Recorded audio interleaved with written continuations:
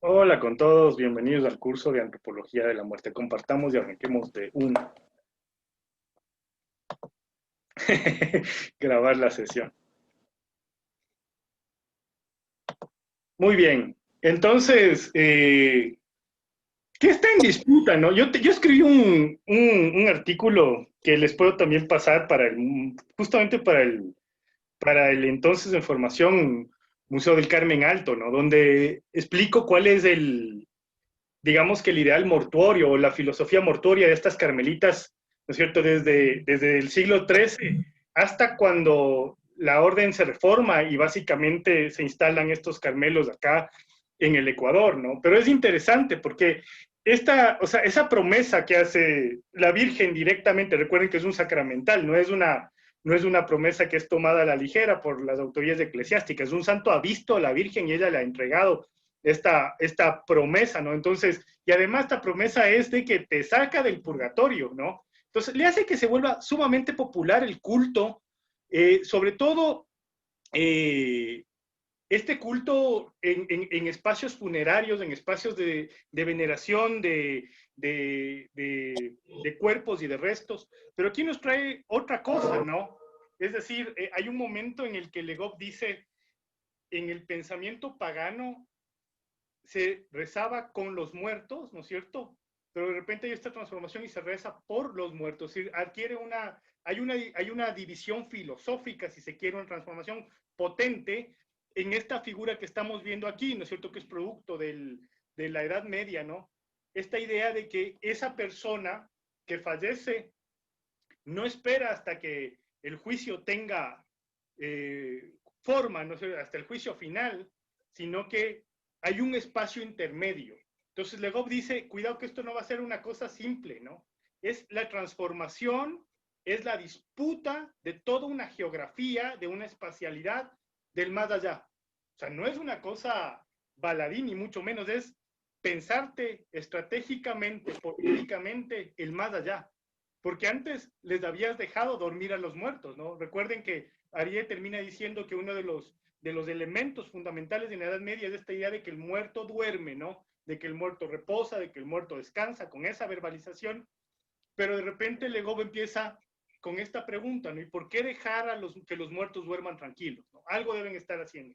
Y si se han dado cuenta, esta misma lógica está ahora en disputa, porque ahora, por ejemplo, cuando alguien muere, o sea, esta misma idea del purgatorio es una de las ideas que la teología contemporánea está analizando, está reflexionando, ¿no? Porque como no son entidades perennes, siempre están en transformación. No sé, el Mauricio es muy interesado de este tipo de elementos. ¿Sabes algo al respecto, Mauricio, acerca de la teología contemporánea y el purgatorio? Bueno, con respecto a la lectura, no. O sea, hay algunas cosas que dentro de la iglesia, dentro del dogma católico, se sigue manteniendo. En este pensamiento de que si tú haces bien tus actos, tú vas a ir directo al cielo. Y si tú no lo haces, te vas a ir al purgatorio y serás juzgado. Entonces, es como que algunas cosas todavía se mantienen. Pero viéndolo desde lo actual, ¿no? Desde algo un poco ya más liberal, es como que, desde mi punto de vista, el purgatorio, yo creo que se lo hace aquí mismo, desde el momento de las acciones que uno va desarrollando. Entonces, todos creo que vamos a ese momento pleno, entre comillas, del cielo, a la reconciliación con este ser supremo. Entonces, más o menos eso yo lo tengo desde ese concepto. Eh, Pau, la gente, ¿cuál es la concepción actual para ti de esta cuestión? O sea, ¿por qué decimos, tranquilo, tu mamita está en el cielo, por ejemplo? Está sin audio. Está sin audio, Pau. En alguna lectura que yo hice, se me va. A ver, esta se llama Eugenia Villa, es el nombre. Y decía que hay, Mario, que, que, que lo que pasa es que nosotros tejemos con el muerto una relación que muchas veces está fundada en el miedo. Entonces, esta sensación de decirnos está en el cielo y hay que rezarle para que esté bien y se mantenga ahí, tiene que ver también con ese temor porque le atribuimos al muerto o al alma del muerto ciertas facultades, poderes que influyen en la vida de nosotros de aquí en los vivos.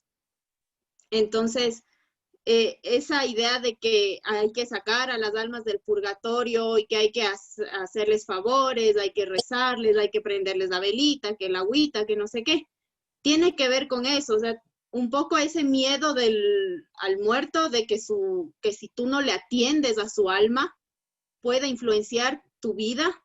Y la otra es también eso que yo les decía en la clase pasada, esa como economía que uno teje con las almas, ¿no? De los favores. Y yo creo que eso se ve mucho en los relatos que uno hace. Cuando uno es creyente, le reza y mamita te ayuda, la abuelita te ayuda, la abuelita está presente, te cuida. Y tiene que ver también con esos afectos que uno teje con los muertos y con esa aspiración del catolicismo popular de ese reencuentro. Entonces, si tú mantuviste esa relación, tu conexión con el muerto a través del rezo, la estampita, la visita, el arreglo en el cementerio, ese reencuentro va a ser, entiendo yo, como más cercano, más cálido. Ah, me estuviste esperando, estuviste pendiente de mí, te acordaste. Creo que son relaciones que extrapolamos hasta después de la muerte. Y si puedo, tengo aquí unas fotos del cuadro de la Virgen del Carmen que usan los animeros, si les puedo mostrar. No sé cómo darle la vuelta. Bueno, me avisen si se ve porque estoy con la cámara. ¿Sí se ve?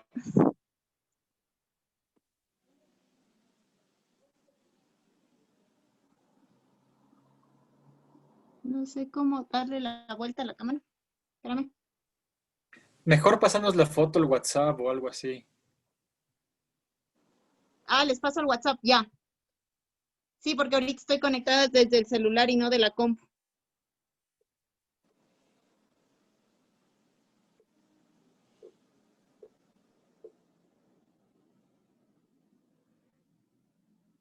Leo, no se te escucha lo que estás diciendo. Perdón, y va por ahí la pregunta, les decía.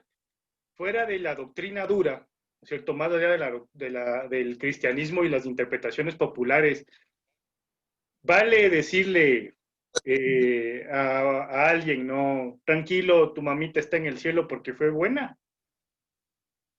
Hoy en día. O sea, es decir, funciona así.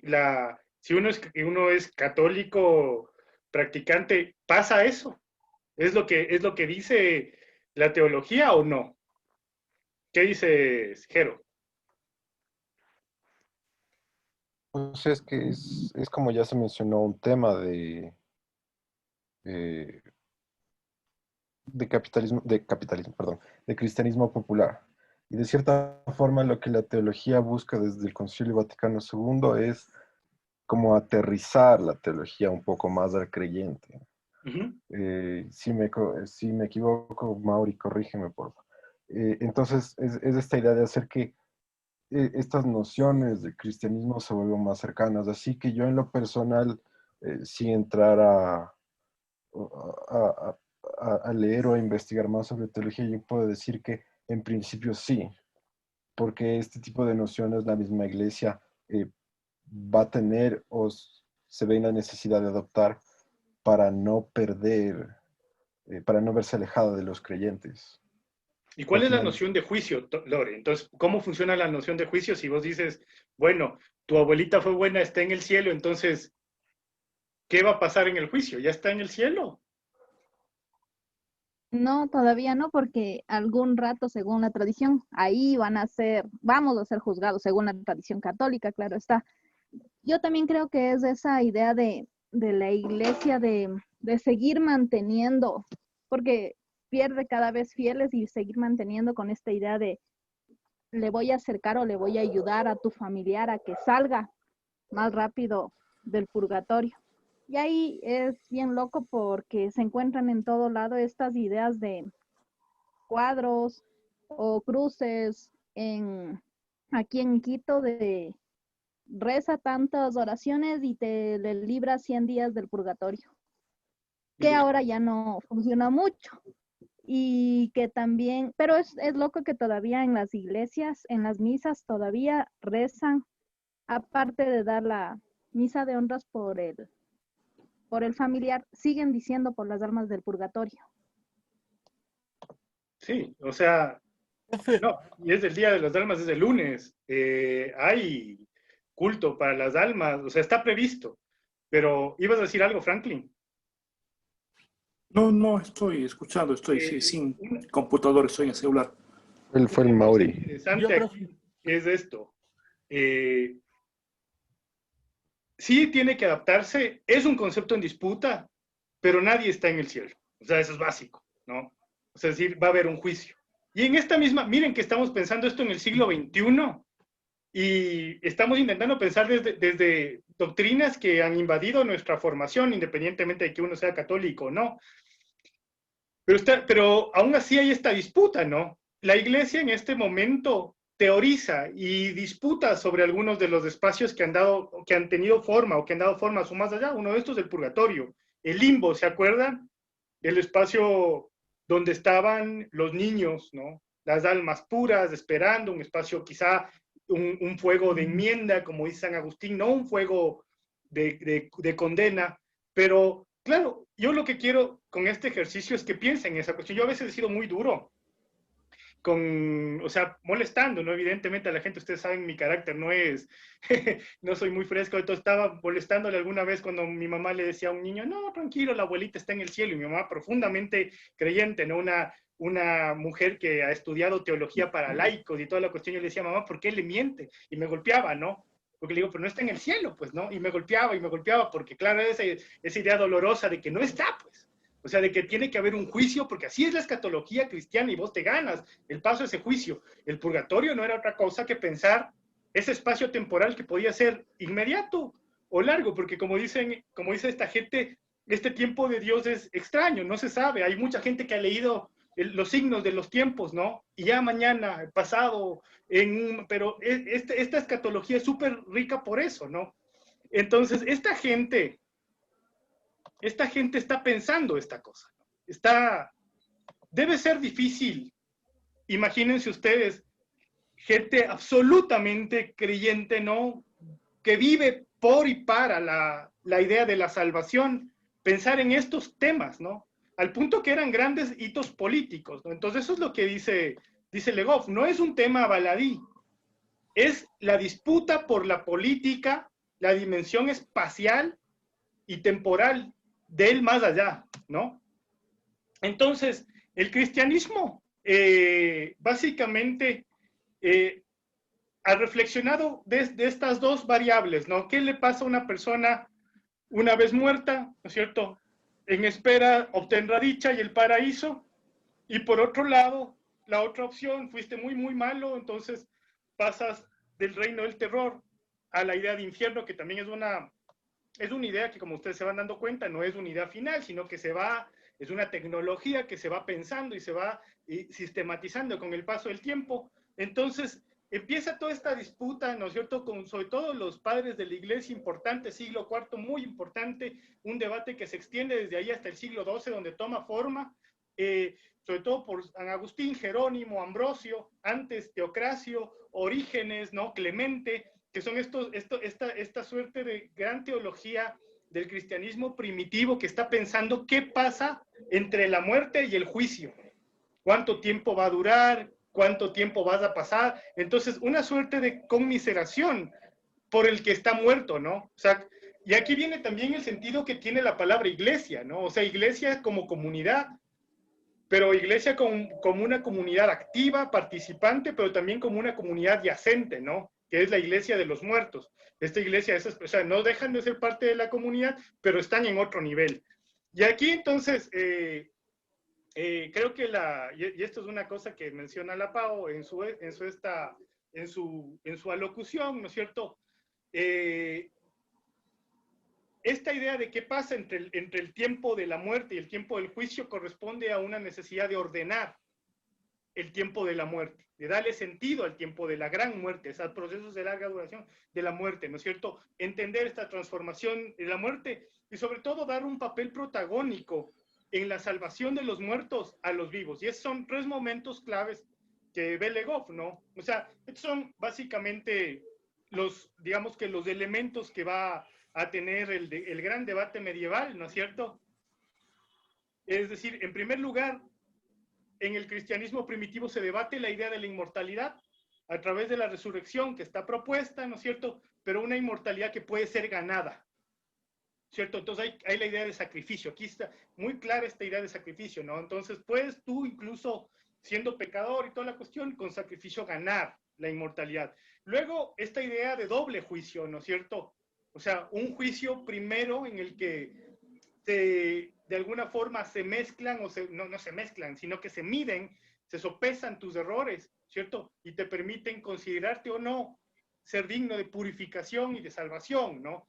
La responsabilidad individual sobre las culpas que tiene que ver con el libre albedrío y la tipología de las faltas, ¿no? Entonces, no todas las faltas son igual de nefastas, ¿no? Entonces, creo que es la primera cosa y donde podemos ya empezar a debatir, ¿no es cierto? El primer gran punto es que de esta muerte, ¿no es cierto?, de los primeros siglos del cristianismo que hablan de esta muerte en espera, de esta muerte de los mártires, esta muerte en las catacumbas, ¿no es cierto?, surge para Tertuliano la idea de el refrigerium, ¿no? En primer lugar, y esto es otra cosa importante que toma Mitre, ¿no?, en su texto sobre la Edad Media Occidental, es indudable la cantidad de influencia que tiene esta idea del juicio y del otro mundo, que toma el cristianismo primitivo de otras fuentes, de otros lados, ¿no? De Egipto, la idea de juicio, de la India, como habíamos ya analizado en la otra clase con los Upanishads, de Grecia, de Roma, los campos elíseos, ¿no es cierto? El tema de una escatología, y el cristianismo primitivo como que va tomando ciertos elementos y los va añadiendo a esta gran fuente que tiene la tradición hebraica, ¿no? Y básicamente creo que yo el aporte, para resumirle, ¿no?, es en esta idea primaria, ¿no es cierto?, que plantea Tertuliano, es que se fija en esta tradición antigua del cristianismo de los primeros siglos, ¿no? La idea del refrigerium, que consistía en esta comida ritual que una persona iba a dejar o compartía con los difuntos este alimento ritual que se convierte al mismo tiempo en una suerte de celebración, ¿no es cierto?, por los mártires, y que da forma, ¿no es cierto?, a esta suerte de rito primitivo de compartir, que está presente todavía en algunos espacios del cristianismo contemporáneo, inclusive en nuestra cosmovisión andina, ¿no? Pero que en algún momento, ¿no es cierto?, pasa a confundirse, ¿no es cierto?, con esta idea que desarrolla Tertuliano, que lo vemos aquí en esta diapositiva, de refrigerium interim, ¿no? De refrigerium, o sea, que para nosotros nos suena esta palabra, compartir comida, refrigerio, refrigerador, alimentos, guardar, pero este refrigerium interim, Tertuliano lo relaciona con 2 elementos, ¿no? Como un estado de dicha provisional en el que entran esos muertos con los que uno comparte, y por otro lado, esta gracia que tendrán los mártires luego de la muerte. Entonces, lo que está pensando, ¿no es cierto?, este teólogo primitivo es que entre la muerte y el juicio final hay un espacio de dicha provisional en el que hay una relación entre el difunto y el vivo, ¿no? Entonces, esta espera de la resurrección final, esta espera de la resurrección en cuerpo y alma, será una espera en el sueño de Abraham, ¿no? En ese sueño que te da Dios, en esta espera reposada, en ese sueño profundo, que es la muerte, ¿no? Pero que no es una espera eterna, es una espera dichosa, dice, ¿no? Es una espera provisional. Pero claro, el problema que tiene Tertuliano es justamente y qué pasa con los malos, ¿no? Entonces todo el mundo va a acceder a esta promesa salvífica, cómo se produce, cómo le repartimos. Entonces, esto es una cosa bastante profunda, que ya, por ejemplo, con Orígenes, que le vemos acá, se debate, ¿no? O sea, en este cristianismo primitivo que va a dar forma a la idea de purgatorio, ¿no? Y aquí les pongo justamente herejía, porque a pesar de ser uno de los pensadores más importantes del cristianismo primitivo, no es considerado un padre oficial de la iglesia porque sus ideas eran consideradas herejías, en tanto ponía en crisis a la teología de la época, ¿no? Es decir, Orígenes se pregunta, ¿y hay algún pecador insalvable? O sea, ¿hay alguien que sometiéndose a un proceso de purificación no pueda salvarse? Y aquí viene, o sea, esta idea, o sea, puede incluso llegar a purificarse el demonio, o entonces ya una teología que es llevada al límite, ¿no? Entonces, él parte desde una concepción platónica, esta concepción de las almas inmortales que están desde el principio de la creación, y que efectivamente, si en algún momento estas almas amaron a Dios, ¿no es cierto? No habría por qué no pensar que en otro momento estas almas puedan purificarse, ¿no? Entonces, la idea que plantea él es que todas las almas en este espacio intermedio, ¿no es cierto?, pueden acceder a la salvación mediante la purificación en fuego, ¿no? Pero no con cualquier fuego, sino con el fuego divino, con el fuego de Dios, el fuego que es continuamente mencionado en las escrituras como enmienda o como castigo. Pero aquí ya tiene forma la idea, ¿no es cierto? En ese espacio intermedio es el fuego, purificación, el fuego que endereza, el fuego que salva, el fuego que te transforma. Entonces, entre lo uno y lo otro, pues, aquí hay una idea, ¿no? O sea, que hablábamos ahorita de las indulgencias. Uno no va a poder salir del purgatorio en esta idea básica hasta que haya el juicio, ¿no? Es decir, el reino de los cielos está vacío hasta el juicio, ¿no? Porque viene a juzgar a todos. Y esa es una de las cosas importantes. Entonces, ¿cómo en un momento determinado la iglesia luego puede ofrecerte, ¿no?, días menos o una estancia menor? Y Agustín, ¿no es cierto?, ya formalmente un teólogo del siglo IV importante, está preguntándose esta cuestión desde una dimensión ya más política, ¿no es cierto? Es decir, entre el uno y el otro, es decir, entre la muerte y el juicio, hay una dimensión política que puede ser gestionada por la iglesia. Y esto es un punto muy valioso, o sea, es decir, la asistencia post-mortem, este trabajo, ¿no es cierto?, en el que quedan los muertos, esta desatención, esta suerte de purificación, puede ser influida por los fieles de una iglesia activa, dice Agustín, ¿no? Entonces, él se propone una participación no solo activa del difunto, ¿no es cierto?, en su vida como proceso de purificación, sino también de quienes quedan y ayudan a los que han muerto. Entonces, otro aporte de San Agustín es como les digo, es la característica del pecado, ¿no es cierto? No todo pecado es igual, no es lo mismo una falta venial que una falta grave, que un pecado mortal, ¿no? No es lo mismo las condiciones en las que muere uno de las que muere otro. Y es interesantísimo en el texto de Legov cómo de alguna forma él cree que Agustín llega a este pensamiento tras la muerte de su madre, Santa Mónica, ¿no?, en el que él básicamente pide a Dios por su madre, y él cree, ¿no es cierto?, cree que en un momento determinado este papel activo del cristiano que queda en el mundo puede ayudar al muerto, ¿no? Entonces, ahí tiene sentido ya la idea completa de purgatorio de la que habla la Lorena, ¿no es cierto? O sea, es decir, un espacio en el que está en perfeccionamiento, en enmienda, ¿no es cierto?, dependiendo de la falta, pero un espacio en el que los que quedan te pueden ayudar a salir, ¿no? Y eso da forma a toda esta gran escatología medieval de la que nos habla Aries, ¿no es cierto? O sea, no se puede entender esto, o sea, no se puede entender el capítulo de Aries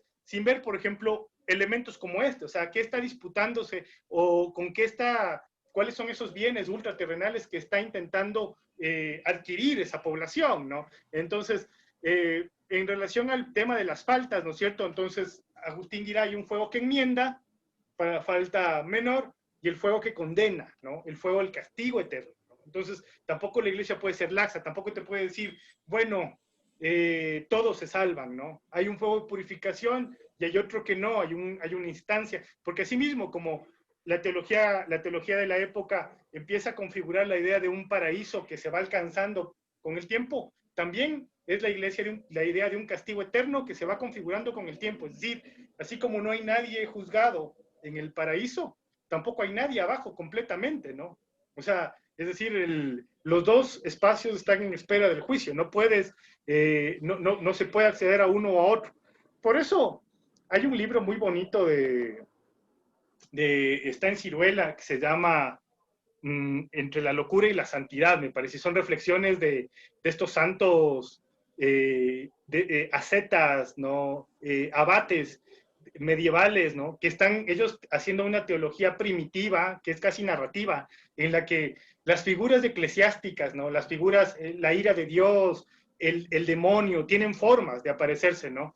Entonces, una de las que yo recuerdo era de un hombre que pasaba subido en un árbol, ¿no? Y que no tenía hambre, porque esa era su manera de reflexionar y toda la cuestión, hasta que Dios demostró cómo era el infierno al que podían irse las personas que no eran piadosas, ¿no? Entonces, esta suerte de teología que ya impacta en la cotidianidad. Pero en este caso, el aporte de Legov es importantísimo porque está dándonos forma, o nos está contando, nos está dando cuenta de cómo funcionan estas tecnologías de la fe que afectan a los sujetos, ¿no es cierto?, que habitan en el medioevo y que van a dar forma al cristianismo escatológico occidental.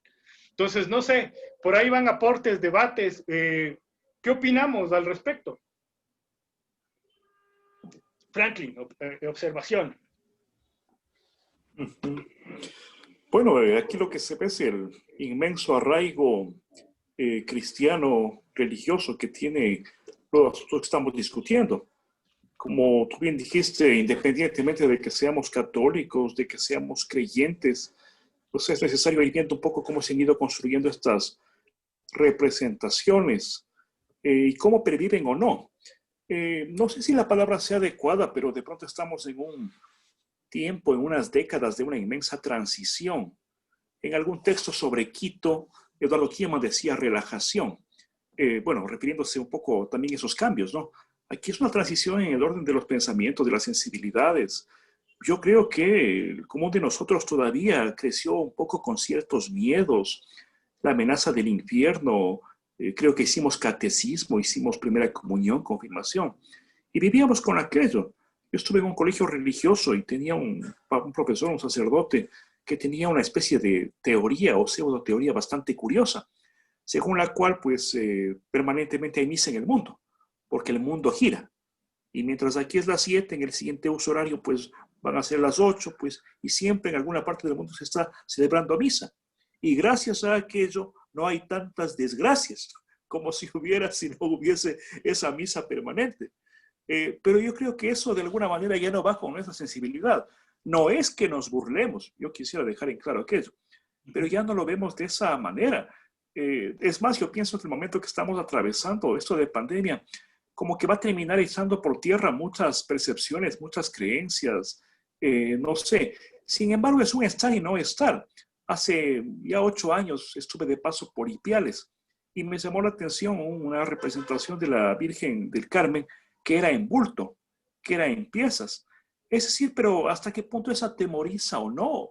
¿Hasta qué punto, digamos, hoy es una pieza curiosa de un gabinete de curiosidades, el cuadro del infierno de la compañía? ¿O es algo que sigue infundiendo algún tipo de temor? ¿Y a quiénes? Sí, entonces me parece que obviamente el curso tiene ese enfoque amplio y como tú sabes, pues que va y viene, ¿no? No es que se centre en un periodo o en un lugar en especial. Y de ahí lo necesario de que tengamos una mínima aproximación a estas lecturas teológicas y escatológicas. Y lo curioso es que también hay otro tipo de escatología que tiene que ver con lo excrementicio, pero que supongo que no será parte de este abordaje, ¿no? De todas formas, pues creo que confluye en cuanto enfoca a las causas finales. Exacto. Esa es la escatología, ¿no? El pensamiento del más allá, la forma que adquiere el sacrificio, lo referente al cuerpo, al más allá. Y esto, como estamos viendo, es un ámbito disputado, ¿no? Política, económicamente. Esto no es nada, o sea, lo espiritual existe, evidentemente hay un fin espiritual en esta gente cree mucho en esto. Pero no es únicamente espiritual. Hay un gran trasfondo político en definir esta geografía del más allá. Y un gran aporte de los medievalistas, y nos va a servir para ver cómo este pensamiento se instala acá, es quitarnos la idea de que el medioevo es una época oscura, de quietud, ¿no es cierto?, de un espacio de poco avance, ¿no es cierto?, y en gran medida dar luces a una serie de disputas que están configurando durante mucho tiempo la modernidad. O sea, esta idea va a entrar durísimo en el Renacimiento, ¿no? Va a ser parte de la gran disputa, como empieza diciendo Aries, ¿no? O sea, no se puede entender esto sin el enfrentamiento entre reformistas y contrarreformistas. O sea, pero es una disputa política, ¿no? Es una disputa, como dice Legov, empieza diciendo, Agustín no está pensando en el purgatorio para darle un cliché espiritual a la vida únicamente, sino también cuál es la dimensión política, cuál es el papel de la iglesia activamente con esa iglesia adyacente a la que le estás dejando ahí. Un papel que es económicamente relevante. Recuerden que luego viene los aportes de Mitre, ¿no? El testar, que se va configurando en este momento, ¿no? La elección de la sepultura, decía Aries. El espacio, esa geografía mínima que va tomando forma acá y que tiene su eco en esta gran geografía espiritual, ¿no? Que es disputada, incluso hasta hoy. Si ustedes se dan cuenta, el proyecto del Esteban, y ahora quiero oírle porque es interesante esto en referencia a lo tuyo, es también una lectura política de un espacio de la muerte, ¿cierto? Que en este momento tiene una forma, que tiene una función, tiene un... O sea, ¿cómo lees tú, por ejemplo, desde tu perspectiva, ¿no es cierto?, de pensar un espacio laico, ¿no es cierto?, la configuración de política de un más allá en esta época en la que estamos analizando en el curso. ¿Qué impacto te genera? O sea, vos estás haciendo lo mismo, pero al revés. O sea, estás intentando leerle a un espacio desde acá, pero de alguna forma intentando restar, digamos que la forma que han tenido los espacios de la muerte hasta el día de hoy. ¿Qué impacto ha tenido para vos esta lectura? O sea, a mí me llama mucho la atención todas las estructuras de poder que son necesarias para mantener y para construir el imaginario ¿no? del que estás hablando. Todas estas geografías políticas de las que estás hablando necesitan de unas estructuras que tienen unos dogmas y unas jerarquías súper fuertes. Cuando nosotros trabajamos en algunos proyectos, usualmente partimos de particularizar las necesidades de los usuarios. Quiere decir que en lugar de poner grandes preconceptos como paraguas que un poco guían el proyecto, más bien vamos al revés y vamos viendo qué particularidades que no necesariamente tienen unas estructuras tan fuertes o que no necesariamente están tan generalizadas, digamos, en el imaginario colectivo, funcionan para esos pequeños grupos. O sea, yo me preguntaba, por ejemplo, concretamente, ¿hay imaginarios o hay cuestiones donde estas luchas para construir esta idea de la muerte vengan desde estructuras que se construyan al revés? O sea, que haya gente o pequeños grupos o pequeñas minorías que piensen no desde arriba hacia abajo, sino desde abajo hacia arriba, o que permitan diversidades dentro de estos pensamientos. O sea, yo me imaginaba, si es que todo el tiempo estas grandes ideas necesitan de unas comunidades que las respalden, que sean así de estructuradas y así de poderosas, o qué pasaba con esas pequeñas minorías que empezaban a debatir sus propias ideas o sus propios enfoques. No sé, es lo que estaba pensando ahora un poco. Me llamaba la atención eso. Siempre, ¿no? O sea, yo como para un poco dialogar contigo, yo creo que siempre hay esa disputa. Si no, no hubiera la herejía, ¿no? Justamente como el espacio para leer de otra forma, tanto en un momento histórico antiguo como el que estamos viendo, como en el momento contemporáneo. Por ejemplo, recuerden que empezamos analizando Salomón, cuando hasta el siglo XVII la iglesia poco había hecho, o sea, veía con lejanía estos cultos que habían acá, ¿no es cierto? Y de alguna forma quiso organizarlos. O sea, organizarlos, yo siempre les digo a los estudiantes de arquitectura, cuando tengo la oportunidad de trabajar con ellos, que no se olviden que la administración y la gestión del espacio es un ejercicio de poder, ¿no? O sea, el arquitecto hace, y de hecho toma y ejerce el poder. Recuerda con alguna vez en el borde tuvimos la discusión del impacto, por ejemplo, de Uribe Schwarzkopf en la definición de la geografía y de la estética aceptable en la ciudad, ¿no? Una estética que está en continua disputa. Pero o sea, esta cosa interesante acá es que va a producirte continuamente espacios de crisis y ruptura.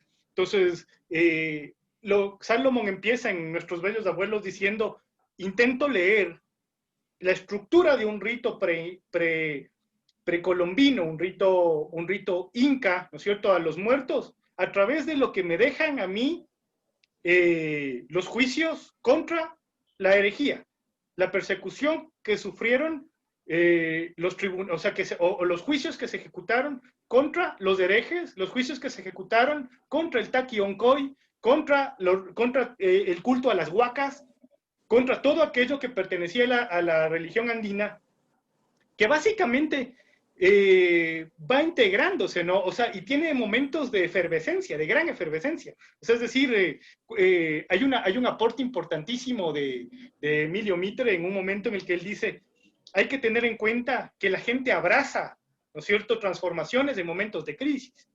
O sea, una peste, un problema político, ¿no? Anomia social, descontrol político, hacen que la gente abrace otro tipo de creencias, que tome otro tipo de alternativas. Recuerden que cuando comenzó esta pandemia que nos parecía a nosotros que iba a durar poco, o sea, al menos nadie supongo que esperaba estar ya 8 meses encerrado en la casa. Si este curso hubiese sido virtual, estaríamos en el cementerio seguramente dándonos vueltas, ¿no? No hubiese sido virtual, mejor dicho, hubiese sido súper chévere. Pero bueno, así tocó, ¿no? Y las vueltas quedan ahí pendientes para hacerlas después, irnos a caminar. Pero lo interesante de esto es que imagínense esto, o sea, que cuando empezó la cosa, ¿se acuerdan el sobrevuelo ¿quién era? Pues del nuncio, no el nuncio apostólico, pero alguien sobrevoló la ciudad. El Cristo del Consuelo. En Guayaquil, pero acá también. Mi mamá, les llama a su hijo, ¿no? Preocupado. Y en Loja y en Riobamba también. Claro, es que acá era gracioso, porque yo les llamo a mi mamá preocupado por ella, ¿no? Y mi mamá me dice, no, un momento, ¿qué pasa? Está pasando acá el no sé quién, volando en un helicóptero. Y yo le dije, mamá, ¿qué va a cambiar? O sea, de alguna forma es interesante entender. ¿Se acuerdan cuando hablábamos del pensamiento mítico y del marco ritual que está presente?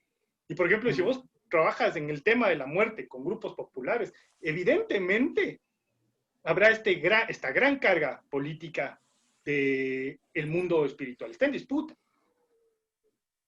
Tengo otra pregunta también que me llamaba la atención. Porfa, verás, ¿qué opinan ustedes, o qué opina el curso más bien, digamos, cuando estos imaginarios empiezan a regarse hacia la cultura popular? O sea, ahora que hablábamos del limbo y estas cosas, había un juego de una aplicación donde hay un niño que aparece en el limbo y el objetivo es atravesar un poco de pruebas que al final no te llevan a ningún lado tampoco, sino que el juego se da vueltas en sí mismo en diferentes pruebas y la idea es que nunca termina y que siempre va repitiendo un poco de cosas, que tiene además una cuestión gráfica súper potente, pero el hecho de que estos imaginarios se popularicen o se rieguen, ¿le resta importancia como culto o lo valida desde otra forma? ¿O qué lectura, digamos, tienen sobre eso? A ver, hazte un aporte desde la antropología.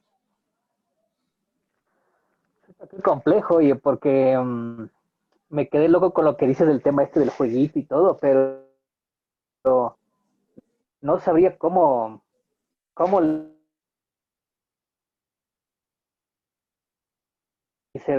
insertar el tema de las creencias en la tecnología. Me parece súper loco.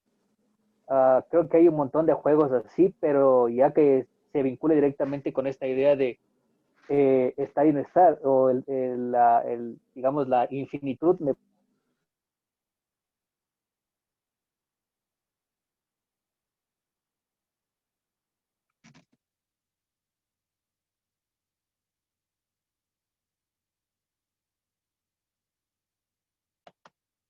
No sé, no sé si es que alguien más sabe o ninguno de nosotros sabe, ya no tenemos nadie que diga nada. Ya se fue Leo. Sí, ya volví. O sea, ya. Me fui un rato. Y volví. Al más allá. Colegas, esto es una cosa importante. Yo creo que la cosa va por ahí, Esteban. Si no tuviera asidero de interpretación popular, no tendría sentido. O sea, así de importante es. O sea, recuerden por la parte por la que empezamos ahorita hablando, cómo comenzamos explicando el purgatorio, ¿no? Mijito, tu abuelita está en el cielo. ¿Eso es teología? No, en el cielo no está. Pero al guagua no le puedes decir, como dice el Franklin, ven hijito, te voy a llevar al cuadro de la Virgen del Carmen para que veas cómo se está quemando a los pies de la Virgen. O sea, de alguna forma, la teología puede ser muy dura, o sea, y de hecho tiene que actualizarse a los tiempos. Recuerden que una de las cosas importantes es que vivimos en el tiempo que Lipovetsky llama la era del vacío, ¿no? La época de hacer los dioses a nuestra medida. O sea, este Dios que ahora circula dentro de la teología popular es el Dios más condescendiente que jamás ha existido, ¿se dan cuenta?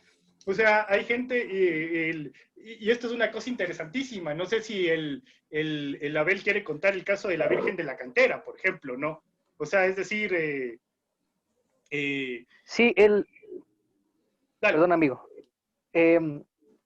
Me parece, hace un tiempo, quizá unos 3 o 4 años, hice un acercamiento a, digamos, al tema de la simbólico que había detrás de las trabajadoras sexuales y su Virgen de la Cantera, ¿no? Entonces, una de las cosas que yo me preguntaba era por qué si hay, digamos, una serie de imágenes religiosas, por qué ellas debían construir una imagen vinculada a su labor. Al fin y al cabo, la iglesia o el perdón, digamos, sincero, te permite entrar al reino de los cielos o ser parte de esta gente que podrá ser perdonado. Ellas dijeron que parte del intento de crear una Virgen en la Cantera estaba vinculado con una suerte de desapego que sentían por parte de la misma iglesia y por otro lado que querían reivindicar su oficio detrás de una imagen que también les representa. Entonces había una resignificación de un montón de creencias que ellas tenían en una sola Virgen, que era la Virgen de la Cantera, dibujada a la imagen y semejanza de ellas, que podría ser... digamos, distinto, ¿no? La Virgen no estaba, o ellas no estaban hechas a la imagen y semejanza de la Virgen, era distinto. Ellas dibujaron una Virgen que cumpla con sus necesidades religiosas, llamémoslo así. Amigo, pero ¿son creyentes o no? Claro, son creyentes, pero full, o sea, full. Esa es muy la creyentes, cosa, ¿no? Es más, muchas O sea, veces cuando, parte de la investigación que hice, muchas veces cuando ellas ya se cambiaban para ejercer el trabajo sexual, rezaban o rezaban antes o tenían como estas cadenitas de estos dijes, alguna Biblia chiquita de estas que son de bolsillo, alguna cosa que vincule o que demuestre que están realmente vinculadas con la religión, con Dios y con la Virgen. Entonces, de alguna forma, esto no es otra cosa que una teología popular, o sea, muy popular, en la que, por ejemplo, tú dices, bueno, si este Dios existe, siglo XXI, ¿no es cierto? A mí sí me quiere. O sea, este Dios medieval no es así. O sea, este Dios medieval es un Dios violento, es un Dios, yo, por ejemplo, alguna vez tuve esta discusión con el Dani, que ahora no pudo venir, pero, por ejemplo, ustedes saben, el Dani es activista de la comunidad LGBTI, profundamente cristiano, creyente, católico, no cristiano, católico, no voy a decir, porque son católicos, los cristianos también son católicos, pero voy que no es evangélico, ¿no? Sino católico. Y lo gracioso es que en algún momento surgió este debate, ¿no? En el que este Dios medieval no hubiese sido un Dios afectivo para él. O sea, este Dios vomita el sodomita, bla, bla, bla. O sea, estamos hablando de transformaciones espaciotemporales, ¿no es cierto?, muy profundas que permiten que ahora en el siglo XXI haya esta posibilidad, ¿no es cierto? Pero siempre hubo, o sea, es decir, siempre hay alguna forma de apropiación desde lo popular de las grandes estructuras. Franklin. A propósito de apropiación de lo popular desde las grandes estructuras, hace un año conocí un trabajo interesante que se llama Entre la calle y el cementerio. Se subtitula Prácticas rituales y religiosidad de las trabajadoras sexuales transgénero del barrio Santa Fe. Y hay muchos pasajes realmente sugestivos, el abordaje mismo, el enfoque, el tema que ha sido tratado, pero también la coexistencia de ciertos cultos a determinadas tumbas. Por ejemplo, de algún industrial que pues fue muy generoso con sus trabajadores, de algún científico que esté en alguno de los billetes de los pesos colombianos. Como hay en Bogotá, algo que pude ver personalmente, unos falsos curas que ofrecen sus servicios. Y generalmente se sabe que son falsos, pero se acude a ellos en busca de algún tipo de confortación. Y cómo el trabajo sexual en buena medida está mediado por esta suerte de devociones, por esta suerte de búsquedas, hasta cierto punto diríamos por esta negociación de los actores consultados. Es un libro pequeñito, pero me parece que es bastante provocativo como para ir ensayando lecturas también de qué está pasando acá. Quizá aquí no haya tanto ese culto a determinadas tumbas o tal vez no lo alcanzamos a visibilizar, pero es inclusive era curioso ver algunas lápidas bastante afectadas, ¿no? Como que se practicaban actos de brujería y había huellas de incendios premeditados, pero en lápidas concretas, es lo que pude observar. Ah, ¿te refieres a la tumba de Leo Koff en el Cementerio General de Bogotá? Sí, sí, pero a varias, porque, ¿qué te digo? No es solamente una, ¿no? El caso de políticos, te digo, hay la tumba azul famosa que siempre la están pintando, las figuras de bronce a las que le hablan, les rezan, el tipo de exvotos, ¿no? Pero que Esto obviamente, es interesante, verás, Franklin, porque no solamente en el ejercicio del trabajo sexual, ¿no? En el ejercicio del latrocinio también hay esta suerte de yo me encomiendo a antes de salir a robar. Y es una cosa súper interesante porque existe esto. O sea, claro, devociones no oficiales, así pero es, que están vitales. Y de hecho se va a editar un libro en el que colaboramos con la red iberoamericana, que es sobre tradiciones populares y santos profanos, como se llaman. Y en Quito el trabajo lo hizo justamente el mismo Dani en torno a la tumba de la Mamalucha, que no tiene culto, pero en San Diego es como una curiosidad. No hay culto, no hemos evidenciado, hemos puesto a gente a observar día, tarde y noche, se decían cosas, pero definitivamente no tiene un culto, pero sí causa curiosidad, es como que es curiosa, ¿no? Pero, por ejemplo, en el cementerio de Guayaquil sí, ¿no? La tumba del soldado, la tumba del brujo, que son estos espacios cementeriales específicos a los que uno acude a pedir favores positivos o negativos. Pero esto, por ejemplo, también es una cosa muy interesante porque tiene digamos que su vieja tradición, ¿no? O sea, es decir, esta posibilidad de escapar a la teología oficial. Más bien, como para terminar con la pregunta interesante que hace el Esteban, ha sido más bien la norma que se rompa la estructura teológica. Es decir, más bien la norma, es como que continuamente tienen que alguien estarte recordando. Lori, vas a decir algo. Sí, justo me dejó pensando lo que decía Esteban, porque tal vez eso va solo transformando, cambiando, pero sigue contando lo mismo. Tal vez ahora es muy electrónico el juego que tú dices, de estar saliendo del limbo, pero tal vez nosotros también jugamos inocentemente y se nos quedó ese juego de San Benito y el diablito, que más o menos es lo mismo, que le quieres sacar de que se le lleva el diablo, por ejemplo. O si no, inocentemente jugar la rayuela, donde comienzas con una figura, pero es llegar al otro extremo, que comienzas en la tierra y vas a terminar al cielo. Entonces se van transformando y resignificando estos motivos. Inconscientemente también nos han quedado.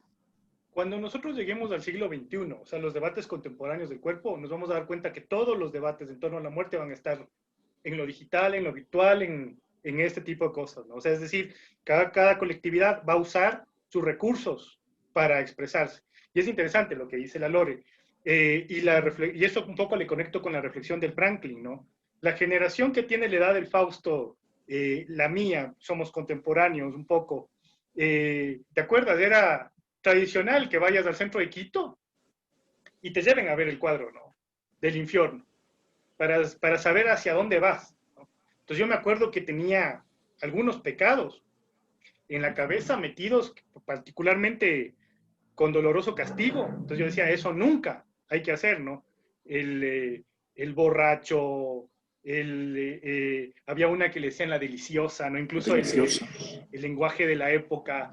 Pero claro, era una pedagogía súper antigua, pero que tenía impacto todavía en el siglo XX. Ahora ya no. Primeras porque le cercaron, ¿no es cierto? Y porque extirparon la religiosidad popular al cercarle, al convertirle en museo, a pesar de que haya misa y todo, pero la acercaron, ¿no? Entonces, eso es la primera cosa. Y segundo, por lo que dice el Esteban, o sea, la gente ahora está... yo el otro día estaba súper cansado y sin embargo, por ejemplo, decía, hay que leer no sé qué cosa, y me acosté y me puse a ver videos del YouTube, del celular, ¿no? Inconscientemente estaba súper cansado, pero vi 1 hora y media de esas cosas que te recomienda el Facebook. O sea, vos dices, hay una posibilidad súper grande de de permanecer conectado. Entonces, yo digo, los debates, los activismos, las formas de pensar ahora se traducen allá. Es súper potente, ¿no? Fausto, ibas a decir algo.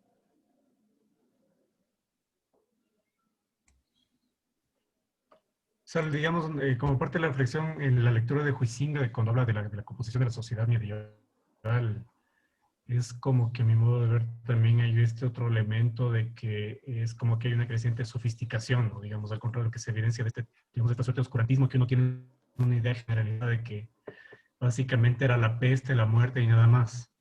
Entonces, como que hay una creciente sofisticación de la sociedad, y una de las cosas que más me llamaba la atención es cómo luego se escinde, ¿no? Porque en una parte de la lectura, no sé si es Huizinga o el otro autor, pero habla de que el infierno en ese momento no era necesariamente la condena final, sino que ese era el espacio de transición. Y luego se crea la idea del purgatorio porque, digamos, había una gestión política de por medio que estaba vinculada al tema inclusive de reforma urbanística, ¿no? Pero por otra parte, se mantiene, creo que para el protestantismo con mayor fuerza el tema del infierno, y eso, digamos, el infierno vinculado al castigo, la culpa y el trabajo que finalmente decanta, digamos, un poco la idea del capitalismo moderno, mi modo de ver. Entonces, como que me hacían, digamos, pensar en esto como en esa suerte de anacronismo, en una comparación con nuestra sociedad, donde esta sociedad aparentemente dura, campesina, cruel, acostumbrada a la muerte, a la incertidumbre, se puede inscribir fácilmente también en lo que, digamos, vivimos en una sociedad tecnologizada, pero no por ello menos incierta, ¿no? Digamos, donde efectivamente lo popular está significado por los espacios culturales. O sea, finalmente heredamos esa cultura y, por ejemplo, lo que menciona Esteban, a pesar, y lo que mencionas tú, digamos, en uno de tus artículos, es que a pesar de que en los cementerios se trata de homogenizar, la cultura popular siempre rompe con esta barrera de homogenización. Entonces, quizás en el tema de Esteban y precisamente su proyecto es como que sí se puede establecer un criterio donde todo sea ecuménico en términos religiosos, pero indiscutiblemente el tema es qué límites se le puede poner, ¿no? Eso es súper interesante, porque aunque pretendas volverle, digamos que completamente vinculado a lo que piensa un conglomerado social en ese momento, la misma característica, ¿cierto?, efervescente de lo social, hará que en poco tiempo alguien haga lo contrario.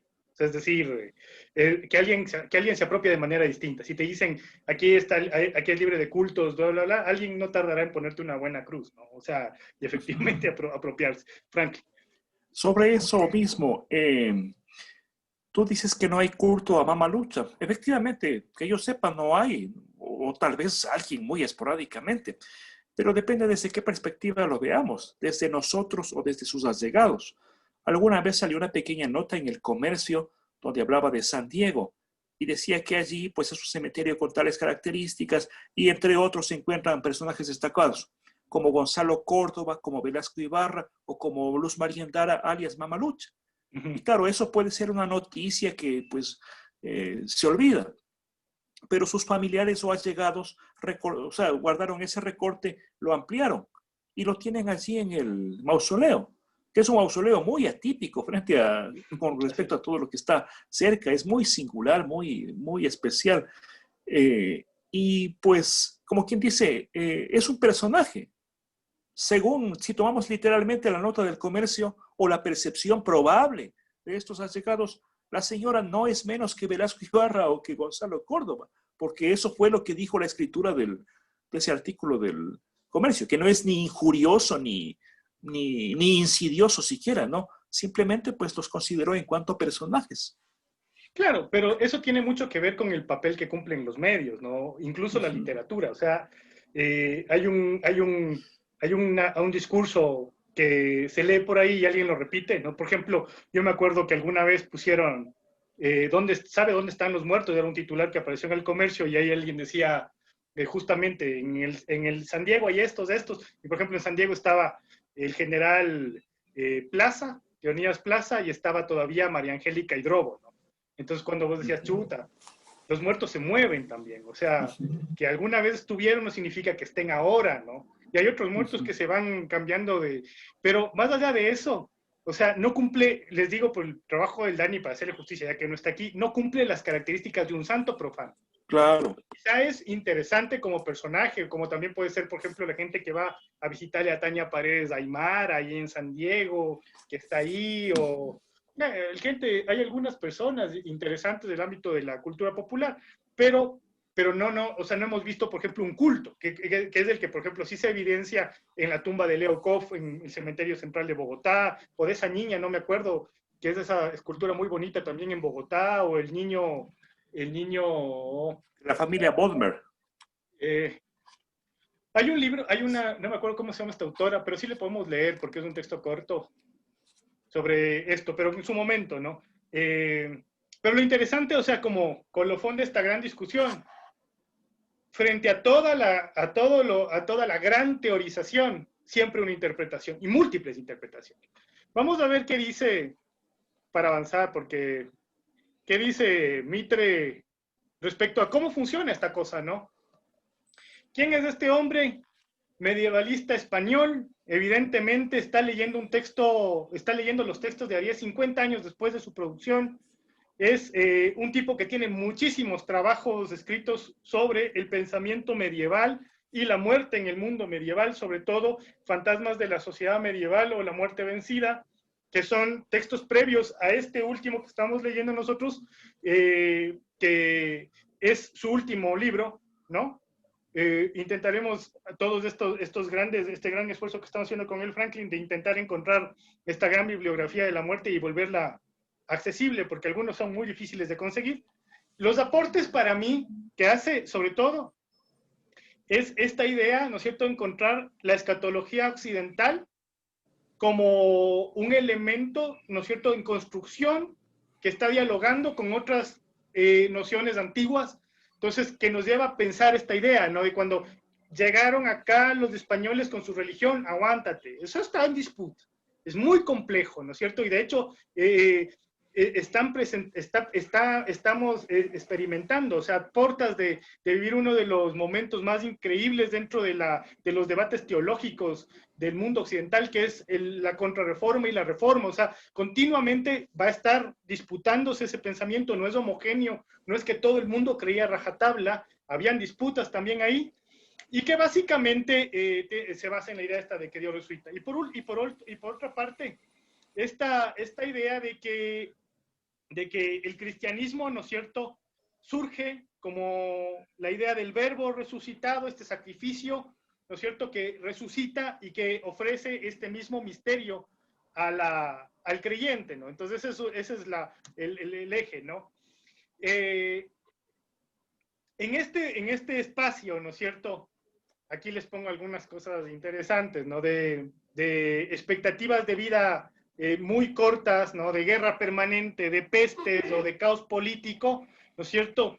El autor Maitre dice, ¿no es cierto?, o propone una lectura de la muerte como metáfora y polisémica en este periodo. Dice que la muerte, y esto es un error que le encuentra Aries en gran medida, no es un error, es un aporte no positivo, y dice: la muerte va a aparecer continuamente metaforizada. La muerte no significa muerte únicamente, ¿no? Y por otro lado, la idea de esta muerte real, ¿no es cierto?, la muerte física y la muerte figurada, que aparece como gran elemento pedagógico. ¿Cómo lo enfrenta el autor? Con fuentes novedosas. O sea, es un autor muy interesante de leer, porque a diferencia de Le Goff, a diferencia de Huizinga, a diferencia de Aries, de Vogel, él hace un barrido de fuentes de archivo del medievo español, ¿no? Y aparece con su propia sabrosura este espacio medieval. Y este espacio sí es el que va a llegar, este cristianismo es el que va a llegar en disputa y todo, pero va a llegar acá a América, y lo veremos la próxima semana. ¿Qué elementos destaca él? Y vamos viendo punto por punto, ¿no? esto un poco ya les he ido diciendo, ¿no? La configuración de esta gran, o sea, ¿por qué es importante esto? Porque está configurándose esta gran política, esta gran escatología occidental, ¿no es cierto?, que tiene unas hondas raíces. Miren aquí en este cuadro, por ejemplo, llegué este es un cuadro de Bruegel el Viejo, pero se llama algo así como festividad popular o boda popular, alguna cosa así. Por ahí le tengo la referencia, no le he puesto. Pero lo interesante es que yo andaba leyendo justamente lo uno y lo otro, y un poco también alguien mencionaba, ¿no?, que en este espacio, siguiendo a Mitre, ¿no?, el espacio mismo de los muertos es otro espacio, ¿no? Uno se preguntaría, bueno, pues estamos en el espacio medieval, la gente muy creyente, entonces el espacio sagrado, el espacio de los restos, el espacio de la geografía mínima de la muerte, debe ser un espacio absolutamente reverencial, un espacio absolutamente disputado, y él nos dice sí, pero de otra manera, ¿no? Se supone que en este espacio está el cementerio. Alguien describe este cuadro y dice, si nos damos cuenta, las escasas representaciones que hay, ¿no?, del cementerio como espacio sagrado en el arte medieval, o porque este ya es bastante posterior, pero que podrían dar cuenta de cómo es, nos hablan de un espacio disputado, de un espacio en construcción, de un espacio con múltiples usos, ¿no? Entonces dice, las gallinas picoteaban el espacio del cementerio, que seguramente corresponde a este sitio, ¿no?, en este cuadro. Entonces, primer problema que yo veo ahí, ¿no es cierto?, o sea, y que traen ellos a colación, es que este espacio mismo, el espacio de los restos, la idea de cementerio es una idea en disputa, es una idea en transformación. El carácter sagrado del espacio más bien se va a ir construyendo, digamos que con la consolidación de los cementerios del siglo XIX, con los extramuros, en ocasiones, como dice Aries, cuando son santos, cuando son en las iglesias, el cementerio comparte, ¿no es cierto?, función con la iglesia, tiene ese sentido, pero el cementerio que está apartado en esta época nos demuestra una gran variedad de usos en el cementerio, ¿no? Y aquí es importante lo que yo les decía, por ejemplo, cuando hemos hecho el análisis de los concilios viejos, ¿no? En Braga, se prohíbe, ¿no? Ahí están diciendo que la gente deje de libar en los cementerios, que las mujeres no vayan destapadas a cometer actos impúdicos sobre las lápidas. Entonces el cementerio en este momento, a pesar de ser la muerte como este gran espacio de debate, no es el espacio sacrosanto y sagrado que nosotros nos imaginamos. Aquí les cito, ¿no? Miren, la arqueología nos demuestra que todos los eventos importantes tenían lugar en el cementerio. Declaraciones o elecciones municipales, justicia, sermones públicos de los hermanos predicadores, juegos teatrales, paseos y juegos para adultos y niños, vagabundeos de médicos que recogían hierbas medicinales, prostitutas, animales callejeros y muchas de las actividades económicas y artesanas como carniceros, alfareros, metalurgia, presencia de tabernas y puestos de mercado. Entonces, es interesante como este primer acercamiento a una realidad en disputa, ¿no?, que difiere de lo que nosotros entendemos como cementerios. Y esto es una realidad, o sea, esta espacialidad, o sea, esta dimensión espacial, no solamente va a estar disputada en este momento, ¿no?, sino que va a empezar a ser disputada también acá y va a tener distintas formas de ser disputada. Cuando se instala la ciudad fundacional, evidentemente tendrá la lectura simbólica, ¿no es cierto?, del muerto cerca de las iglesias o el muerto en las iglesias como ese muerto prestigioso. Pero al mismo tiempo, y esto es importante, ¿no es cierto?, determinará la disputa del pobre y su acceso a los espacios de inhumación. ¿Dónde están? ¿Cierto? ¿Cómo se disponen estas geografías mínimas? Hasta llegar al siglo XX, en el que, por ejemplo, es interesante ya verle a San Diego, ¿no es cierto?, cerrado en la época de difuntos. Esto leeremos en su momento, pero tengo unos textos del municipio, bueno, no son del municipio, porque los mandan a publicar en la prensa, ¿no?, donde en 1911, 1912, mandan a cerrar el cementerio de San Diego en finados porque la gente se embriaga, porque hay prostitutas, porque hay cantinas. Entonces es interesante, porque se está enfrentando lo que dice el Esteban, ¿no? O sea, la pretendida idea de orden, ¿cierto?, de respeto, frente a una dimensión de lo popular que se manifiesta también en el espacio de la muerte, y esto es interesante. No sé si tenías ese dato, Lore, para tu recorrido. Solo de la parte de afuera donde ya les prohibieron entrar con comida y les daban como esa plazoleta entre la entrada de San Diego y entrada al cementerio para comida, bebida, que se transformó y actualmente se mantiene. Así es. Pero es otra cosa Una interesante. pregunta. Dime, Frankie. ¿Hay una fecha aproximada cuando comienzan a hacerse las visitas en finados? El llevar flores mismo. ¿Es Acá, algo, digamos, del 19 o del 20 o anterior? acá nosotros los datos que tenemos son con los cementerios decimonónicos, sobre todo con San Diego, ¿no? Que empieza el tema de... Bueno, es que ahí es una cosa interesante. Vos también manejas el libro de Antón Marí, ¿no? O sea, no debe haber sido fácil la idea de un cementerio extramuros, ¿no es cierto? Un espacio lejano para la gente que está acostumbrada como a tener sus muertos muy cerca de las iglesias. Y en el siglo XIX de repente empezar a enterrar en San Diego como una suerte de crisis, ¿no es cierto? Porque es una crisis política más que otra cosa. Entonces, las primeras décadas de inhumaciones, incluso en la misma sociedad funeraria, nos demuestra que fueron pocas, ¿no? Y poco a poco va el cementerio como ganando esta adepción, pero al mismo tiempo porque pasa el fenómeno que describe Marí, ¿no? Se va llenando de cruces y se convierte también en un espacio sagrado, que al principio era, como nos decía Pilatuña cuando él va a enterrar a su hijo en la capilla, ¿no? ¿Para qué le vas a enterrar a él en ese escampado como perro? ¿No? Esa idea persiste mucho y en la prensa, y esa idea, ¿no? En la que dice, pero han puesto un cementerio en las afueras donde quieren que nos enterremos como perros en el descampado, a pesar de que también habían estructuras de nichos construidas por el papá de Velasco Ibarra, pero que eran de muy mala calidad, esos nichos, al punto que después de unos años le siguieron juicio a Alejandrino Velasco, porque se habían caído toditos, ¿no? Y además que se filtraban los lixiviados. Debe haber sido un espectáculo un poco interesante en ese momento. Otro mito es que en el San Diego solamente se enterraba en élites, ¿no? Desde el principio hay una sección popular, no únicamente cementerio de élites. Pero lo interesante es que nosotros ya en el cementerio, con la apertura del cementerio, se empieza a evidenciar esta suerte de conmemoración de finados y de llevarles, ¿no? Y el culto. No sé si había antes, no sé si alguien tiene el dato de si en el periodo virreinal se estilaba, creo que no.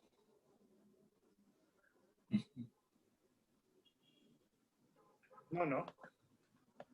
Quería mostrarles una cosa. No, mi pregunta era porque cuando hice cierta pesquisa sobre el cementerio de Riobamba, como que el cementerio viejo de la hermandad, llamado así, como que era más bien una especie de botadero, pero no se ve propiamente una tendencia a arreglarlo, a mantenerlo, a conservarlo, hasta el establecimiento del cementerio general, que en realidad es una apropiación del cementerio de la iglesia por parte del municipio. Y pues realmente veo que tarda en aparecer la noción de flores, de floristería, como que eso ya va siendo un poco posterior, ¿no? Entonces por ahí es que tengo esta pequeña yo creo duda. que tienen momentos, o sea, yo creo que tienen momentos, ¿no? Hay un interesante texto del siglo XIX, finales, en el que se habla, es un texto del municipio, ¿no? Se está describiendo técnicamente los espacios de la muerte y dicen que el cementerio del Tejar es mucho más bonito y ornamentado que el cementerio de San Diego, que en ese entonces era nuevo, ¿no? Pero te lo dicen así, ¿no? Las tumbas con mejor estructura, está más bonito. Y en un momento ya en el siglo XX, te das cuenta que la cosa como que se invierte, ¿no? O sea, es decir, hay un momento en el que las élites empiezan como a enterrarse en San Diego, entonces ya empieza a ganar ese capital cultural, ese capital social, el cementerio, entonces ya se vuelve un objeto. Date cuenta que cuando en el 35 construyen el cementerio del Batán, y esto es una cosa interesante, un dato que no estamos saltando, pero es interesante, esta gente de la Sociedad Funeraria Nacional en sus debates, ¿cómo se llama esta junta? ¿Junta de delegados es, Fausto? ¿O junta de socios? Junta de delegados. Están discutiendo y en ese momento dicen, bueno, o sea, compremos un terreno, la idea de comprar un terreno en el fondo de Monteserrín, al norte de Quito, ¿no? Y alguien le dice, ¿pero quién se va a enterrar allá? Y la respuesta de uno de los delegados es, que además está vinculado con el cabildo, ¿no? Dice, allá va a crecer la ciudad y van a ser los terrenos más valiosos. Entonces, invierta allá, le dice, ¿no? Y con el precio un precio muy, muy módico, compran los terrenos del Fundo de Monteserrín. Y date cuenta que durante los años 30, en los 40, casi nadie se entierra allá, pero en los 50 la ciudad rompe ya y empieza a alcanzar el cementerio del Batán y se dan cuenta que habían comprado un terreno en el corazón financiero de la ciudad a precio de 2 mausoleos. O sea, es decir, están pensando súper pronto y además están de alguna forma adelantándose bastante a la idea a las necesidades que va a tener la población, porque a ese ya el cementerio ya le piensan como un espacio de peregrinación, de lectura, ya no un espacio del miedo ni con esas evocaciones, sino de otra manera, ¿no? Un moderno, le llaman cementerio moderno, de hecho. Quería ponerles esto, pero es interesante. Me acabo de acordar que les quería mostrar cuando estábamos hablando de la Virgen del Carmen, les abrí esta cuestión, creo que es de déjenme ver. No, esto es whiteboard. ¿Dónde está? Miren esta cuestión.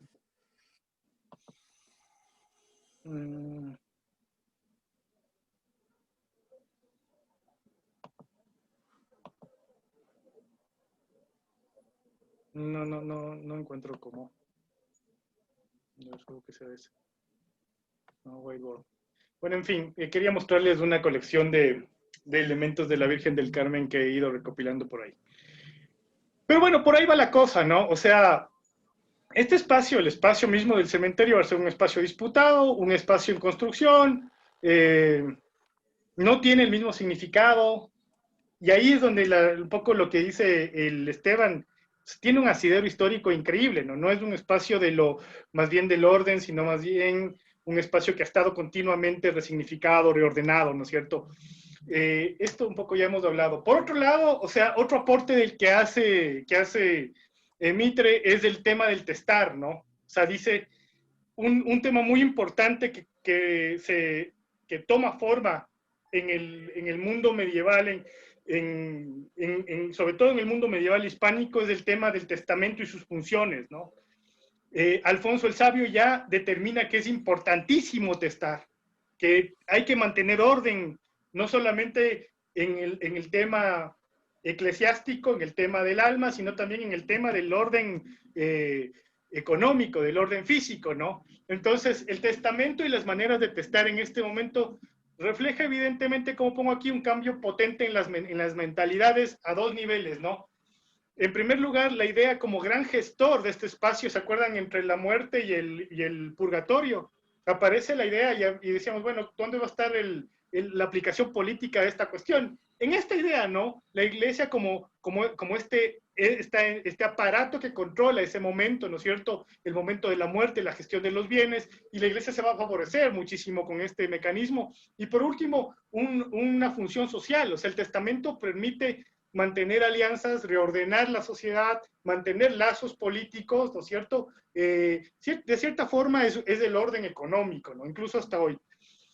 Tenían una estructura base que también se encuentra acá en los testamentos de acá, ¿no? Empiezan con una invocación a Dios, normas de fe, ¿no es cierto? Invocación a la Virgen, hay un gran espacio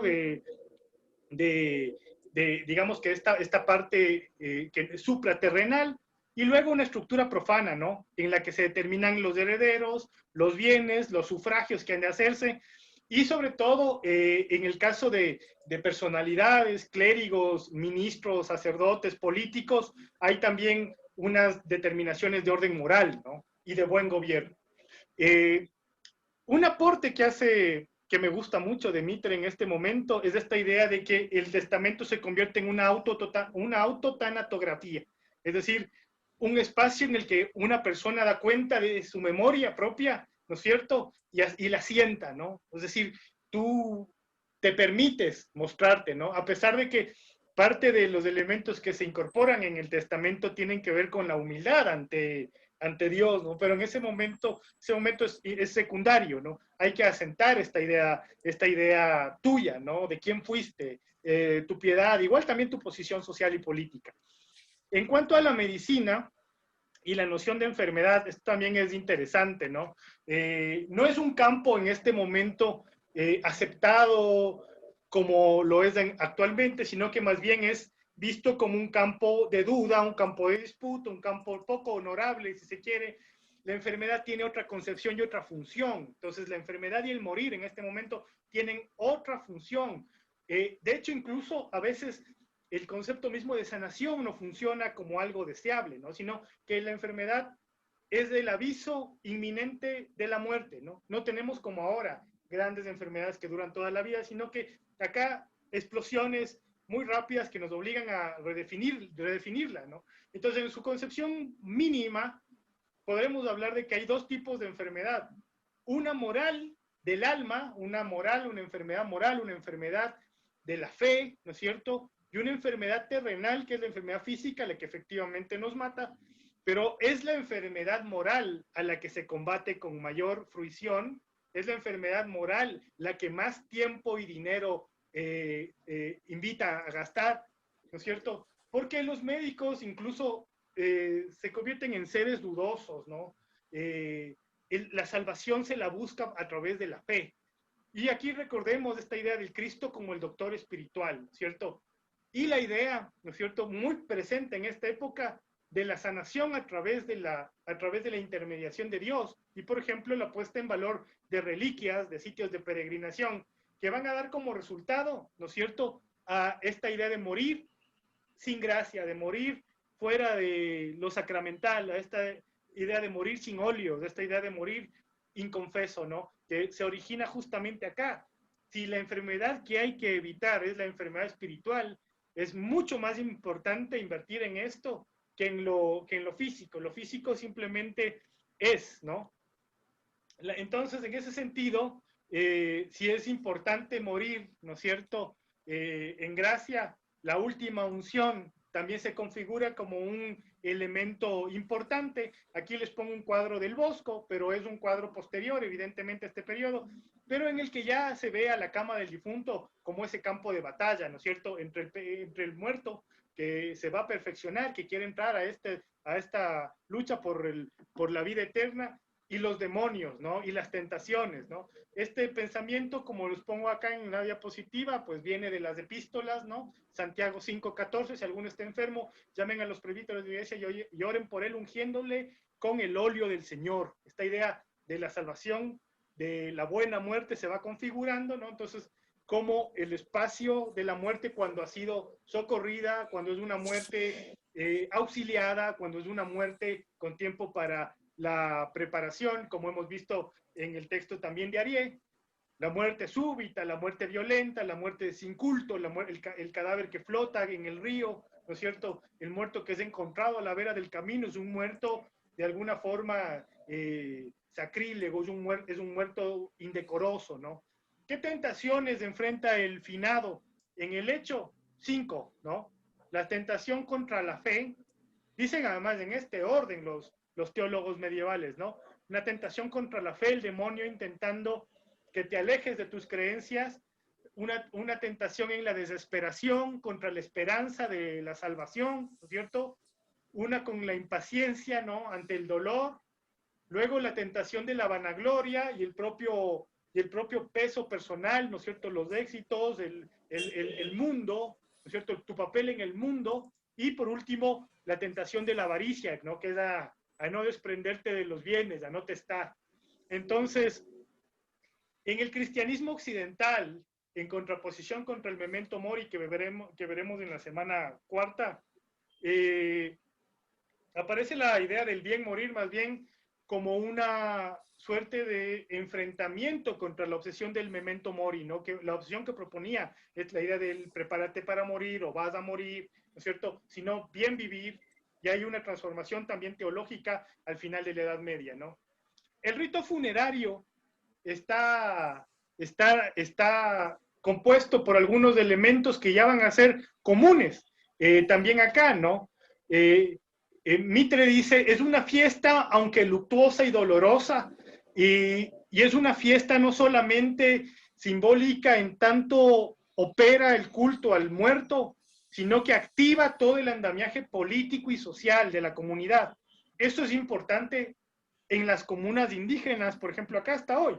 La muerte es una cuestión de prestigio, es una cuestión comunitaria, es una cuestión de activación de las redes económicas y de privilegio y de prestigio, ¿no? Entonces, ¿qué pasos se siguen en el rito funerario, ¿no? El acondicionamiento del cuerpo, envolverlo en sudario, lino o algodón, puede usarse ataúdes de madera revestidos de tela, exposición del cadáver y traslado a la iglesia. Los pobres tienen un papel también dentro de que aparecen, ¿no es cierto?, dentro de los grandes espacios de la muerte, como acompañamiento, ¿no es cierto?, como partícipes del dolor comunitario, a los que también se les reconocía, ¿no? Y se les daba de comer, ¿no es cierto? Entonces, dice que básicamente se convierte en un espectáculo, ¿cierto? Hay mucha violencia en el dolor, ¿cierto? Esta idea del refrigerio es la idea de compartir como tres elementos, ¿no? Un espectáculo, la muerte como un elemento muy visual, ¿cierto? Una efervescencia del dolor, es decir, grandes expresiones de dolor, al punto que en muchos elementos políticos intenta frenar, ¿no? Frenar los llantos, los gritos, más aún cuando son reyes o cuando son personajes principales de las poblaciones. Y por último, la idea de refrigerium, que invita, hay momentos de compartir, ¿no? Otra cosa importante que señala Mitre es la idea de la cromática del duelo, ¿no? Dice que la idea del negro como color de la muerte, muy variopinta en la Alta Edad Media, proviene de la península, ¿no? Es decir, en España se va imponiendo el uso del color negro como el color de duelo, que antes había sido variado y diverso, y desde ahí se va generalizando al resto de Europa, sobre todo a Francia, Inglaterra y Alemania. Pero es en esta época en la que este color se va a asociar, ¿no es cierto?, al culto, al dolor ante la muerte, ¿no? Entonces, incluso a nivel cromático es importante este periodo, ¿no? Y entonces, eso es básicamente como estos elementos que van dando forma, ¿no es cierto?, al marco ritual medieval y que se van a ir revisando continuamente. ¿Qué opinión tienes de estas estrategias, Mauricio? Bueno, o sea, es como que lo que quieren es, o sea, es, bueno, desde la actualidad, ¿no? Ahorita es un gran cambio, es una ruptura dentro de esto, de este momento de trance de la muerte, en que antes la muerte se lo veía algo parte de ellos, es algo como que, algo social, es algo como que, algo vivo, algo feliz, pero en momentos actuales la muerte es algo visto como algo negativo, algo de tristeza, algo de llanto. Pero también esto dentro de la muerte en la Edad Media, es como que hay unos ciertos parámetros dentro de la misma religión, que en este caso sería el cristianismo, en que se debe de acotar para supuestamente llegar a un estado más allá de la muerte, un paso más allá de la muerte. Entonces, por ese lado, y pues algo que decía también que me hace acuerdo de los 7 sacramentos, de la unción de los enfermos, en poner el santo óleo, que todavía se lo está haciendo en la actualidad. Eso es interesante porque hay toda una configuración. O sea, esto que estamos analizando es todo un proceso, ¿no es cierto? Es un proceso que además tiene vigencias y de alguna forma Mitre está analizando del siglo X al siglo XIII. ¿Cómo le conectarían ustedes a esto con los cambios que ve Huizinga en el otoño de la Edad Media? En el final de la Edad Media. Él está analizando la transformación, ¿no es cierto?, de la Edad Media hacia la modernidad. ¿Cómo le ven? ¿Quién se atreve a dar un paso por ahí? Fausto. Digamos, haciendo la reflexión entre los dos es como que o sea, lo que mencionaba anteriormente es como que se va sofisticando, ¿no? O sea, digamos, es como que no solamente es un punto de partida hacia el Renacimiento, sino que median cambios políticos importantes y el espacio de la muerte también se va sofisticando en ese sentido, ¿no? En el sentido de que hasta el siglo XII, como se menciona en las lecturas, todavía, a mi modo de ver, era como que era un reflejo de la crueldad de esta vida semifeudal. Entonces, el espacio de la fe era tan importante. Cuando tú mencionabas la avaricia, me parece que es Huizinga el que menciona ello, que, digamos, no era bien visto el tema de la codicia y la avaricia y la usura por parte de los mercaderes y los que serían banqueros. Entonces, es como que lentamente es en realidad una interrogante para mí, porque aparentemente hay un avance civilizatorio como consecuencia de esta crisis que hay en la Edad Media, y sin embargo, digamos, finalmente esa es una comparación ya hacia más adelante en la crisis que vivimos actualmente, que también es una crisis civilizatoria. Desde el resultado de esos avances, en realidad no sé hasta qué punto pueden ser avances, ¿no? Por ejemplo, esta glorificación del capitalismo exacerbado, ¿no? De la especulación financiera, etcétera. Pero a mi modo de ver es como que se va sofisticando y va cambiando en definitiva. Es interesante porque creo que hay dos grandes aportes, ¿no? No sé si alguien más quiere responder la pregunta. Más allá de la cotidianidad, ¿no es cierto? Que Huizinga le lee en las campanas, en el llamado, en la convivencia, ¿no es cierto? En el juicio, por ejemplo, en el juicio público que se va a ejercer, en el que se va a evidenciar la muerte, ¿no es cierto? En el honor, en lo caballeresco y toda la cuestión. Yo creo que en Huizinga se traducen dos elementos que son claves para entender por qué es importante este periodo que hemos visto y que se ha ido complejizando poco a poco, ¿no es cierto?, desde las ideas de los primeros cristianos hasta estas instituciones y estas prácticas rituales del otoño de la Edad Media. Y tiene que ver con básicamente lo económico y lo político. En lo económico, Huizinga sostiene, ¿no es cierto?, que estamos evidenciando la formación de un protocapitalismo, ¿no? O sea, es decir, estas prácticas, como bien dice Fausto, ¿no es cierto?, ligadas al testamento, ¿no es cierto?, al manejo de la iglesia, a la relación que estableces entre distintos conglomerados humanos que están estableciendo relaciones económicas y políticas, ¿no es cierto?, permite generar o evidenciar estos primeros, ¿no es cierto?, una suerte de mapas de intercambios, ¿no es cierto?, y de flujos de dinero que van a dar forma ya a partir del siglo XVI a la primera modernidad y origen a lo que va a ser un protosistema de formación de lo que va a ser el capitalismo posteriormente, ¿no? Y por otro lado, a nivel político, es el asentamiento de una nueva forma de monarquía, ¿no es cierto?, que si bien durante la Edad Media, ¿no es cierto?, durante toda la Edad Media pasa del señor feudal y la relación cercana con el siervo, ¿no es cierto?, paulatinamente se va sofisticando a una realidad política, por ejemplo, en la que también pueden ser castigados y exhibidos los nobles, los clérigos, ¿no es cierto? Entonces una sanción igualizadora, si existe, no sé si existe, Franklin, esa palabra, pero por cierto, Franklin es un gran cultor de la lengua cervantina. Entonces, pero de todas formas, lo que está, o sea, lo que nos permite leer, o sea, la relación de la muerte, la relación de la gestión de la vida en este espacio, en el otoño del espacio medieval, es esta transformación política, ¿no?, que va a tener en el campo de la muerte, como hemos visto, una dimensión espacial, ¿cierto? Es decir, esta geografía mínima del cuerpo, esta geografía mínima del culto, que va a tener esa posibilidad de estar ocupando un espacio más o menos cercano a lo sagrado. Y esta geografía, esta gran macrogeografía, ¿no?, de la ciudad, las gestas, las guerras y la gran muerte, ¿no?, como el espacio de emparejamiento. Quería solamente compartirles, como para finalizar la clase, siempre nos ha hecho falta un poco más de tiempo, pero no quisiera irme con dos citas. Recuerden que esto va a estar puesto en el aula, ¿no?, o sea, en el espacio correspondiente va a estar esto. Hay una cosa en la que, o sea, y son como dos conclusiones importantes que hace él que me parecen muy bonitas, ¿no? El pueblo no sabe ver su propio destino y los acontecimientos de aquel tiempo de otro modo que como una sucesión continua de mala administración, rapacidad, guerras, latrocinios, carestía, miseria y pestilencias. las formas crónicas que solía tomar la guerra, la continua agitación de las ciudades y el campo por toda clase de gente peligrosa, la eterna amenaza de un procedimiento judicial duro y poco digno de confianza.